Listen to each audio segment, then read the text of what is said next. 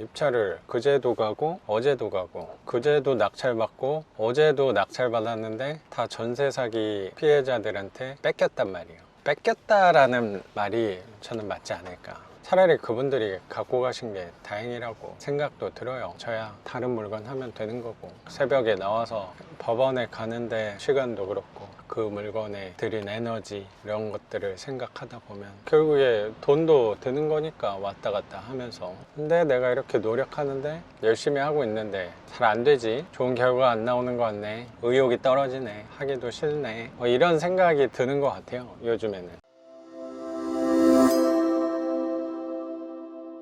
안녕하세요, 작가 반지상입니다. 오늘은 또 입찰을 가고 있습니다. 안산법원의 차량 정체를 피하기 위해서 새벽에 나왔는데 조금 늦게 나와서 그런가 차가 또 많이 막히는 것 같습니다. 그래도 막히는 구간만 지나면 빨리 갈 수 있으니까, 지난번에 낙찰됐다고 영상을 올리긴 했는데 그 물건은 불허가를 받았고 44번 물건 받았다고 엄청 자랑했는데 그렇게 아쉬울 건 별로 없어서, 원래 입찰할 때 찜찜한 부분이 있었던 물건이어서 놓쳤으니까 되돌릴 수 없는 거를 아쉬워하기보다는 앞으로 할 물건들에 대해서 생각하면 되니까 신경 쓰지 않고 그냥 입찰을 가는 게 좋지 않을까, 눈앞에 있는 다음 물건을 보면서 가면 되지 않을까 생각을 해요. 입찰을 그제도 가고 어제도 가고, 그제도 낙찰받고 어제도 낙찰받았는데 다 전세 사기 피해자들한테 뺏겼단 말이에요. 뺏겼다라는 말이 저는 맞지 않을까. 차라리 그분들이 갖고 가신 게 다행이라고 생각도 들어요. 저야 다른 물건 하면 되는 거고, 새벽에 나와서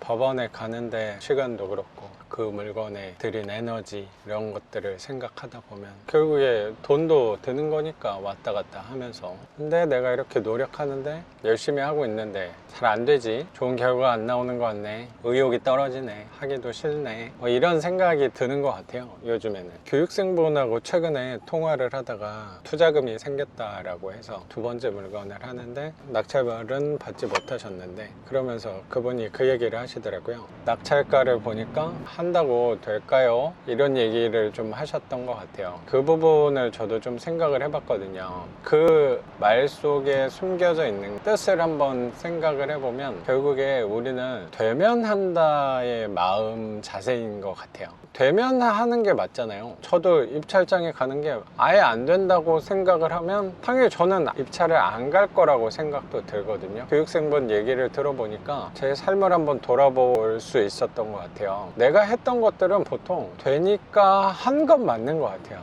안 된다고 생각했으면 오늘도 이렇게 움직일까라고 생각이 드는 것 같고, 근데 요즘같이 한다고 안 될 것 같아 라는 마음이 들 때가 있잖아요.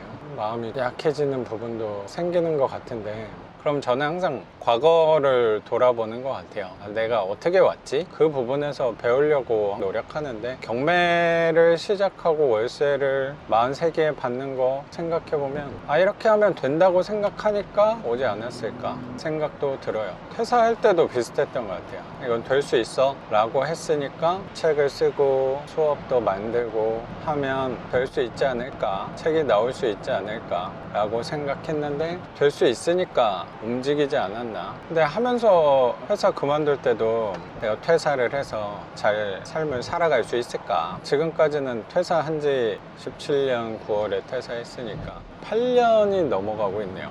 앞으로는 또 모르겠는데 지금까지는 그래도 잘 숨쉬고 살아가지 않나. 그때는 굶어 죽는 거 아닌가 두려움도 많았는데 그래도 잘 숨쉬고 살아갈 수 있는 것 같아요. 내가 그래도 해놓은 것들에 대해서 뒤를 돌아보면 하니까 된 것 같아요. 되니까 한 것도 분명히 있겠지만 결국에 하니까 된 것 같다는 생각이 드는 것 같아요. 저도 최근에 계속 폐차를 하고 있지만 뭐 언젠가는 낙찰도 될 거잖아요. 그건 분명히 제가 잘 알고 있단 말이에요. 12년에 처음 낙찰 받을 때 내가 25년 거의 이제 26년을 바라보고 있는데 이때가 되면은 43개가 될 수 있어, 그러면 시작해야지, 그런 마음은 아니었던 것 같아요. 그런 마음은 먹을 수도 없지 않았을까라고 생각도 드네요. 그래서 생각을 해보면 하면서 하니까 다 된 거 아닌가 이런 생각도 들어요. 퇴사도 하니까 안 한다라기보다 그러면 했다가 다시 돌아온다 라는 생각으로 지금까지 온 것 같고, 경매야 높은 가격을 쓰면 되는 거잖아요.